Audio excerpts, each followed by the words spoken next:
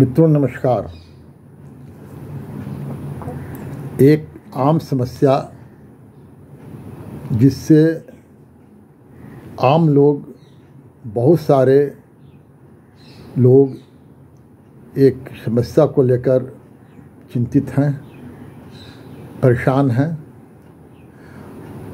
उन्हीं में से एक सज्जन जिज्ञासु हमसे संपर्क किए और उन्होंने एक प्रश्न किया। बहुत ही महत्वपूर्ण प्रश्न है मित्रों। शायद इस समस्या से आप लोगों के बीच भी कुछ लोग परेशान हों। वह समस्या है सोते हुए खर्राटे भरना। लोग सोते हुए खर्राटे क्यों भरते हैं, यह प्रश्न उन्होंने किया। मित्रों, अक्सर देखा गया है कुछ लोग सोते हुए ऐसे ज़ोरदार खर्राटे भरते हैं कि खर्राटों की आवाज़ दूसरे कमरों तक सुनाई पड़ती है।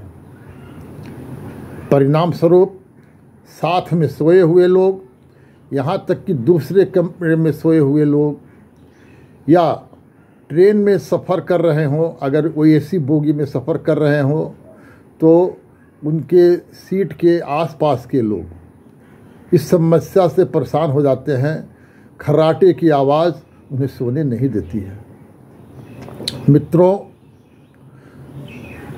जब इस प्रश्न को लेकर कुछ लोगों ने हमसे संपर्क किया तो हमने इसके बारे में बहुत सारी अध्ययन किए, जिससे यह ज्ञात हुआ कि खर्राटे किन कारणों से लोग लेते हैं और इसका परिणाम क्या हो सकता है। मित्रों, सोते समय सांस लेते हुए जो आवाज़ उत्पन्न हुआ करती है उसे खर्राटे कहते हैं। अंग्रेजी में स्नोरिंग कहते हैं। आप अधिकांश स्त्री पुरुष सोते समय की इन समस्याओं से ज्ञात होंगे। बहुत सारे लोग सांस लेते हुए थोड़ी बहुत आवाज़ निकालते हैं, लेकिन अक्सर देखा गया है कि लोग इतनी आवाज़ निकालते हैं कि साथ के सोए हुए लोग, अगल बगल के लोग बिल्कुल सो नहीं पाते हैं। यह समस्या बहुत ही विकराल रूप धारण कर लेती है। इसका कारण क्या है? नाक, कान और गले में कोई विकार हो, विकृति हो, नाक के पार्टीशन में अगर किसी प्रकार का अवरोध आ रहा हो या एक ओर झुका हुआ हो, नाक के भीतर कोई गांठ बन गया हो, थायराइड ग्लैंड्स का प्रॉब्लम हो सकता है उन्हें हो। थायराइड ग्रंथि की कम सक्रियता भी इसका एक कारण है। टॉन्सिल या नाक के पीछे और गले के ऊपरी भाग में एडिनाइड्स में भी विकार होना इसका एक कारण है। दूसरा, जन्मजात जीभ का बड़ा होना या ढोरी का पीछे की तरफ दबा होना, यह भी एक महत्वपूर्ण कारण है। यह एक अलग प्रकार की व्याधि वाली स्थिति होती है जिसका नाम एपिनिया सिंड्रोम है। दिमाग के श्वसन प्रक्रिया केंद्र का कार्य करना अचानक अवरुद्ध हो जाना, दिमागी विकार होना, ब्रेन में, मस्तिष्क में ऑक्सीजन की कमी हो जाना, ये सब इसके मुख्य कारण हैं। नरम तालू और उसके आसपास की फेरिंग्स की दीवारें इस स्फिंक्टर को बनाती है। कुछ लोगों में ये दीवारें नरम हो जाती हैं। कुछ लोगों में श्वास प्रश्वासन के दौरान वेंचुरी सिद्धांत के अनुसार जुबान पीछे की चली जाती है। इस स्थिति का रूप साधारण रहे तो सोने वाले सिर्फ खर्राटे ही भरता है। अगर बढ़ जाए तो 10, 20 या 30 क्षणों के लिए सांस रुक सकती है और मरीज बेचैन होकर जाग जाता है। इससे उसकी नींद में खलल पड़ जाना। कभी कभी ऐसा भी प्रतीत होता है कि व्यक्ति सोता तो ज़रूर है, लेकिन जागने पर उसे वो रिलैक्सेशन फील नहीं होता है जो सोकर जागने के बाद होना चाहिए।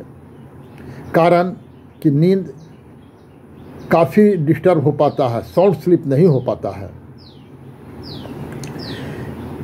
कभी कभी सर्वाइकल प्रॉब्लम के कारण भी ये समस्या आती है। मित्रों, स्लीप एपनिया सिंड्रोम की पहचान का क्या उपाय है, इसके बारे में इसके कुछ लक्षण हैं। देखना होता है जैसे सोते समय हाथ पैर हिलना या पटकना, करवटें बदलना, नींद में उठकर बैठ जाना, बिस्तर पर गिरकर सोते हुए बच्चे की तरह श्वास प्रक्रिया का बीच में रुक जाना आदि है। बड़े उम्र वाले